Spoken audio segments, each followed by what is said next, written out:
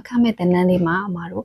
ဒီစီကန်းချက်လေးနှစ်ချက်လောက်ခိုင်းထားတယ်အဲ့နှစ်ချက်လေးမှာအမတို့တစ်ခုကကြတော့အမတို့ page ရဲ့ review လေးမှာပေါ့နော်အမတို့မရေးတဲ့သူလေးတွေဝင်လို့မရဘူးဆိုပြီးတော့လာပြောနေလို့အမကအဲ့ဒီဟာလေးကိုမှဒီဗီဒီယိုလေးနဲ့ပြောပြပေးမှာပဲဖြစ်တယ်အဲ့တော့အရင်ဆုံးအမတို့ဘာလုပ်ကြမလဲဆိုတော့အရင်ဆုံးအမတို့ Facebook application နဲ့ဝင်မယ်ဝင်ပြီးသွားပြီဆိုရင်အမတို့ဘာလုပ်မလဲဆိုတော့ဒီ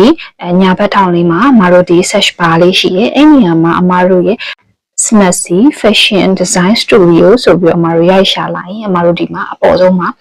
ဒီ page လေးကြာလာမယ်ပေါ့နော်အဲ့ page လေးတွေကိုဝင်မယ်ဝင်ပြီးတော့အမတို့အောက်ကလေးကိုနည်းနည်းလေးဆွဲလိုက်ရင် post ရဲ့ about ရဲ့ photo ရဲ့ mood ရဲ့ဆိုပြီးအမတို့၄ခုရှိရဲ့အဲ့အောက်ထဲမှာအမတို့ about ကိုရွေးလိုက်အဲ့ about ကလေးကိုနှိပ်လိုက်ပြီးတော့ရင်အမတို့အောက်ကလေးကိုအောက်မှာနည်းနည်းဆွဲလိုက်ရင် recommend ဒီမှာ review ဆိုပြီးအမတို့ရှိရဲ့အဲ့ထဲကိုဝင်လိုက်တဲ့ချိန်တိုင်းတရားစကားလေးတွေပြီးတော့အမတို့ page ပေါ်ထင်မြင်ချက်ကလေးတွေကိုအမတို့သွားရေးပေးသွားရင်ပေါ့နော်တင်တဲ့အခမဲ့ကြော်ညာထားတဲ့ post အောက်မှာသွားပြီးတော့ comment လေးရေးရုံပါပဲအဲ့ဒီ comment လေးမှာကိုတင်ချင်တဲ့ပုံရှိရပဲပြင်မရှိဘူးဆိုလေ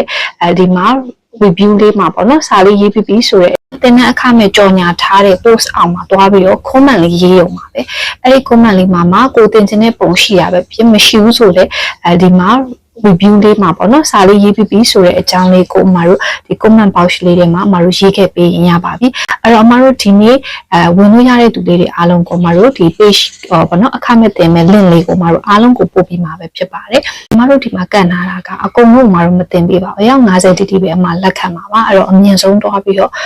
ဒီစီကန်းချက်လေးတွားလို့ပြီးတော့အမတို့ comment လေးပေးပါဒီနေ့မှာပဲအမတို့ link လေးတွေကိုဝင်လို့ရတဲ့သူလေးတွေကိုအဲ့ဒီ review မှာရေးထားတဲ့သူအားလုံးကိုအမတို့ပို့ပေးမှာပဲဖြစ်ပါတယ်အဲ့တော့အမနဲ့တူဒီအခမဲ့တင်နန်းလေးတွေမှာစုံပါမယ်အခမဲ့တင်နန်းလေးရဲ့အသေးစိတ်အကြောင်းအရာလေးကိုတော့အမတို့ရှေ့မှာ video တင်ပြီးတော့ဖြစ်တဲ့အတွက်အမထပ်ပြီးတော့